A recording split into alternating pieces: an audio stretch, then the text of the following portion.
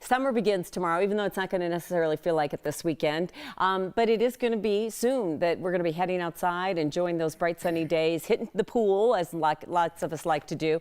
But also you need to protect yourself from the elements, because that's really important. We talk about that all the time. The Colorado sun, pretty intense, but you got to choose the right sunscreen. So today, Dr. Peter Rice with the CU Skaggs School of Pharmacy is joining us.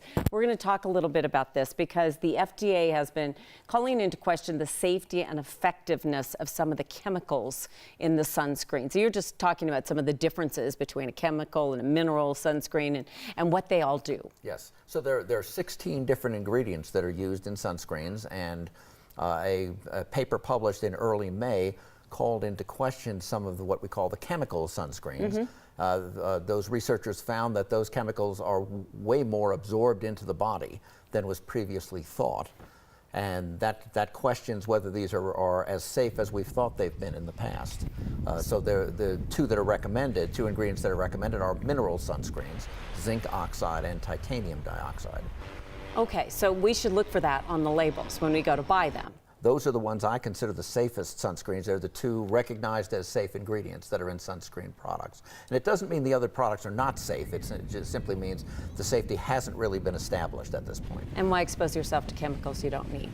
And when you talk about what you're exposing yourself to in the sun, which the message sadly did not get to me as a child, but as an adult, I just use that fake tan stuff all over my body, but it's not just the fact that we're worried about skin cancers and other things. Aging, it's two different things. Yes, well, there are actually three types of radiation. We usually talk about UVA and UVB. Right. I like to remind folks that the B stands for burn. Yes.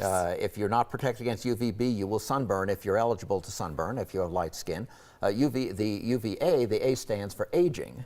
And those are that's the radiation that will age your skin.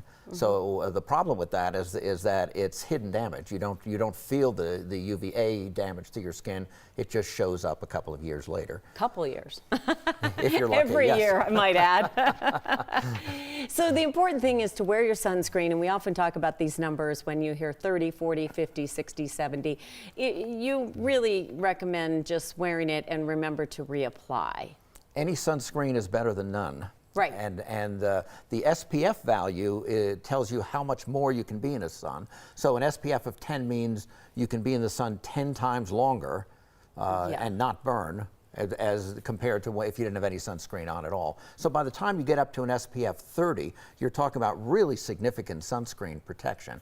And most professionals are recommending at least an SPF of 30, and it doesn't really show a difference as you go to 50 and 75 and 100.